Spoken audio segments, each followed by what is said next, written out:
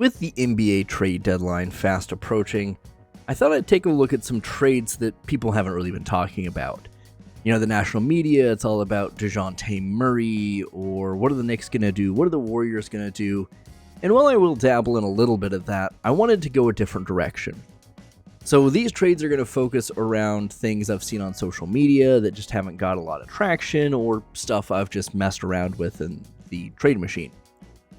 So every day until the deadline, I'm bringing you a new video. That's right, a new video every day for the next 2 weeks. I'm going to be tired after this, but if you appreciate that effort, you appreciate these videos, you enjoy them, or you just have comments, be sure to leave a like and let me know. Let me know in the comments your specific thoughts on these trades. Am I crazy? Do some of them work? And what your alternatives would be.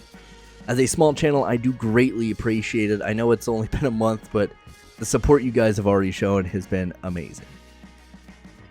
So we're going to start out with the Magic, which is fitting because that is the next episode of Are They Good that I'm currently working on that you'll see in mid-February. And as a team I enjoy watching, the Magic are one of the few teams that focus around their defense more than their offense. And a lot of that comes courtesy of Paolo Banchero, Paolo Banchero really taking steps to kind of be an all-star this year, potentially. Franz Wagner has been kind of in and out, but he's not been shooting as well, a little bit more defensively capable. But Anthony Black and Goga Bitadze, I say, are probably the two big ones. And then Jalen Suggs, who was already good, is also taking a step. So you have a really solid core of people that are really good defensively and have made some strides offensively, just aren't quite there yet. And that has put them back into the play-in.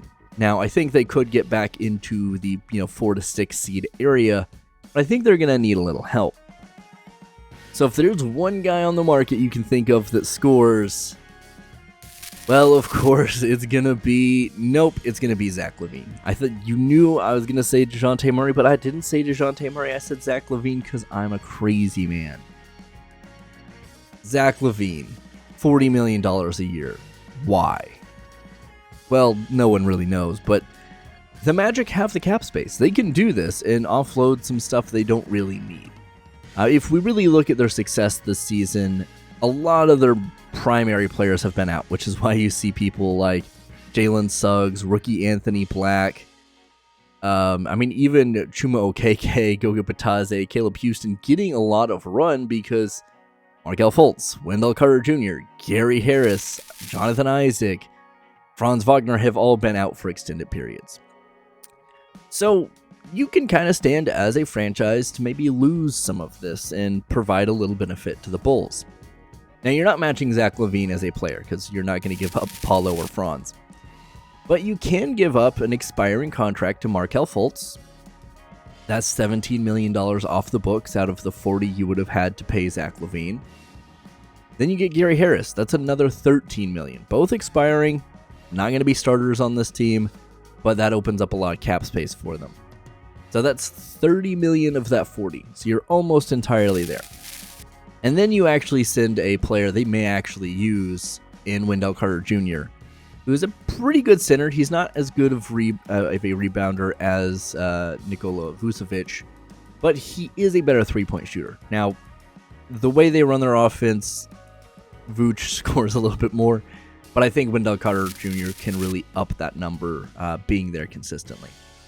Or worst case, he's your backup and Andre Drummond gets bumped down the list just a hair. But regardless, if you decide to move off of Vooch, with these two expiring, it's $35 million. So that puts you $5 million under this negative 30 here. So next year, you're looking pretty. Zach Lavine, though. The Magic will have some problems with this contract, I'm not going to lie, but this guy is going to outscore everyone they just traded. And outside of Paolo and on good nights Franz, he's going to be your second best scorer. Like, Paulo's going to probably be up there, then it's Zach Lavine, and then Franz and Zach Lavine will kind of fight for that second spot. But this gets you a success in the short term, and if you can boost his value in the trade market, you can maybe sell him off when his contract starts to expire and you need to look at extending Paulo Banchero and Franz Wagner, which is coming up pretty soon. Now, is this super likely? No, obviously not. But I think this would be something that we would kind of see that comes out of nowhere. Because there's a lot of trades, not necessarily for someone as big a name as Zach Lavine, that kind of come out of nowhere and you're like, what? Like, yeah, I mean, the whole Knicks situation with OG Anunoby wasn't super out of nowhere, but a little bit. Like, it wasn't super shocking. It wouldn't be this, obviously, but kind of the same vein.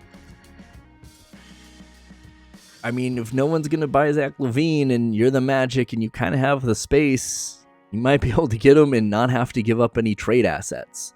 And you're getting off 3 players who really haven't done a lot for you this year anyway. I mean, honestly, with Wendell Carter Jr., you might be able to get like a second back for this.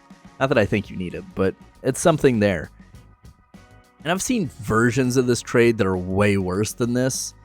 But I think realistically, you have to look at the Bulls as can they compete into the play-in? Yes. Are they going to make a playoff run? No. Right? Zach Lavine has been better, but they're not a team that I see making it past the first round if they make it to the playoffs. And then next year, you're looking at DeMar DeRozan possibly not coming back. Lonzo Ball's probably not healthy at that point. Maybe he is, but he's definitely not ramped back up at that point. You still have Kobe White. You probably have Alex Caruso, Ayo Dosunmu. Awesome. That's kind of what you're working with. Like, Patrick Williams is there, and there are a lot of people that have different opinions on Patrick Williams. But they're not contenders this year in any capacity. I'm not saying fully blow it up, but if you're so adamant to get off of Zach Lavine, pick up the phone, call the Magic, and say, hey, listen, if we need to send you a second in Zach Lavine, we'll do it. But once again, I don't think that they really go through with this. But let me know in the comments down below. What do you guys think? Is this crazy? Is this reasonable? Is this Zach Lavine's only hope?